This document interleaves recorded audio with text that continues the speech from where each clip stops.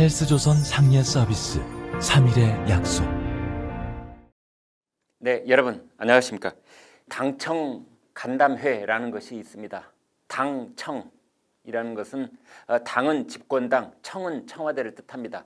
당청, 즉 집권당과 청와대가 한자리에 모여 이 얘기를 나누는 것이 당청 간담회입니다. 민주당에서는 당 대표, 원내 대표 이런 사람들이 오고, 청와대에서는 당연히 대통령과 비서실장 같은 사람이 테이블에 앉습니다. 테이블 양쪽에 5명씩 앉으면 대략 10명쯤 되고, 그 뒤에 배석한 사람들까지 있으면 20명 가까이 될 수도 있지요. 지난 주말부터 오늘까지 신현수 민정수석의 사의 파동이 온 나라를 들썩이게 하던 와중이었는데도 당청 간담회에서 신수석 얘기는 전혀 나오지 않았다고 했습니다. 또 다른 현안으로는 뜨겁게 전국을 달구고 있었던 국정원 불법 사찰 얘기도 있었는데 그건 역시 나오지 않았다고 했습니다. 대신 재난지원금 문제, 한일 관계 등을 논의했다고 해요. 원래는 오전 11시쯤 시작해서 점심을 먹지 않는 간담회로 끝내려고 했으나 문 대통령이 논의에 집중하자고 해서 갑자기 도시락을 먹으면서 오후 1시까지 회의 시간이 길어졌다고 했습니다. 이런 말도 약간 믿기 힘들지만 아무튼 청와대 설명이 그렇습니다. 그날 문 대통령은 이렇게 말했습니다. 지금처럼 당정청이 안정적인 모습을 보여준 때가 없었습니다. 역대 가장 좋은 성과를 얻어낸 당정청이라고 자부해도 좋을 것입니다.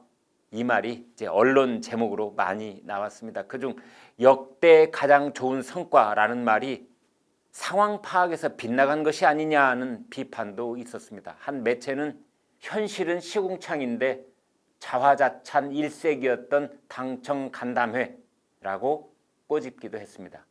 반면에 일부러 이낙연 대표 띄워주기를 한 것이라는 분석도 있었습니다. 전직 대통령 사면 발언, 4차 재난지원금을 선별적으로 주느냐 보편적으로 주느냐 논란, 이런 것들을 빚으면서 상처받은 이 대표를 공개적으로 칭찬해주면서 사기를 북돋워줬다는 것입니다. 그런가 하면 4월 7일 서울 부산 시장 선거를 앞두고 당청이 화기애애한 모습을 보여주려는 측면도 있을 것입니다. 그런데 그날 문 대통령은 모두 발언에서 이렇게 말했습니다. 4차 재난지원금을 언급하면서 당에서도 재정 여건을 감안해 주십시오. 이것은 무슨 뜻일까요? 재정 여건을 감안해 달라는 것은 돈풀기의 규모를 줄여달라는 뜻입니다. 홍남기 기획재정부에서 해왔던 얘기를 대통령이 대신 해준다는 맥락도 있었습니다.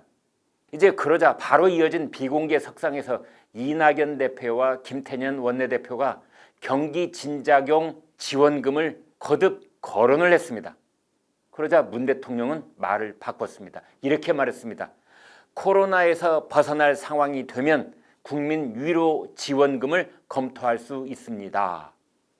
네, 재정 여건 감안에서 갑자기 위로 지원금으로 바뀐 것입니다. 따지고 보면 재난지원금 관련 대통령 발언은 이렇지가 않았었습니다. 지난달 1월 18일 기자회견 때는 이렇게 말했었습니다. 4차 재난지원금은 논의할 때가 아니다. 그랬다가 다시 여건을 감안해 달라고 했다가 또다시 국민 위로금으로 바뀐 것입니다. 그 사이에 코로나 상황이나 자영업자와 소상공인들의 절박한 현실이 크게 요동친 것은 없습니다. 다만 대통령 발언이 크게 요동친 듯한 그런 결과로 이어지고 있는 것입니다. 이를 두고 선거를 코앞에 두고 그리고 임기 말 마지막 해에 들어선 문 대통령이 민주당에게 주도권을 내주고 있다. 여당에 휘둘리고 있다. 주요 현안마다 강경파에게 힘을 실어주고 있다. 이런 분석이 나왔습니다. 북한 문제, 즉 대북 정책도 문 대통령의 발언이 급선회하는 인상을 주고 있습니다. 1월 신년회견 때 문 대통령은 이렇게 말했었지요. 좀 더 속도 있게 북미, 남북 대화를 해나갈 수 있을 것입니다. 즉 남북 정상회담 추진 등 대북 정책에 박차를 가하겠다는 뜻으로 받아들여졌습니다. 그러나 한 달쯤 뒤인 2월 15일 정의용 외교장관 임명장 수여식에서는 가시적 성과를 올리기 위해 서두르진 말아달라고 했습니다. 속도감 있게 해서 서두르진 말라 이렇게 바뀐 것입니다. 한일 관계에 대해서도 문 대통령은 지난달 이렇게 말했습니다. 과거사는 과거사고 미래지향적으로 발전해 나아가야 하는 것은 그것대로 해 나가야 한다. 여러분, 어떤 대통령이든 한일 관계에서 미래지향적이란 말을 쓸 때는 적극적으로 한일 관계를 개선하고 유화 국면으로 이끌겠다는 의지 표명으로 볼 수 있습니다. 그런데 엊그제 당청 간담회에서는 이런 발언으로 바뀌었습니다. 즉 위안부 피해자 및 강제징용 배상 판결 문제와 관련해서 문 대통령은 일본의 진심 어린 사죄에 달린 상황이다. 단순히 돈 문제만은 아니고 당사자들이 인정해야 한다. 그렇게 말했습니다. 한일 관계에서 대통령이 미래지향을 버리고 진심 어린 사죄, 당사자 인정 이 두 가지를 꺼내는 순간 그것은 한일 경색을 불사하더라도 정치적으로 반일 감정 카드를 다시 활용하겠다는 뜻이 됩니다. 이뿐이 아닙니다. 검찰에 대한 입장도 냉탕 온탕을 오락가락하고 있다는 분석도 나옵니다. 문 대통령은 1월 18일 신년회견 때 추미애 전 법무장관, 윤석열 검찰총장 갈등에 대해 이렇게 말했습니다. 국민들께 정말 송구스럽습니다. 윤석열 총장은 문재인 정부의 검찰총장입니다. 이 말은 법무부 검찰 갈등에 대해 문 대통령이 국민 앞에 사과했다는 뜻이고 앞으로는 검찰의 독립성을 더욱 보장하고 관계의 정상화를 꾀하겠다는 의미로 받아들여졌습니다. 그런데 문 대통령은 지난 2월 7일 이성윤 서울중앙지검장을 유임하는 등 이른바 정권의 불법 의혹에 대한 검찰 수사를 제지하려는 듯 방탄 인사를 제거했습니다. 윤석열은 우리 정부 사람이라는 입장에서 그게 아니라 이성윤이 우리 정부 사람이라는 입장을 다시 확인하는 쪽으로 복귀한 것입니다.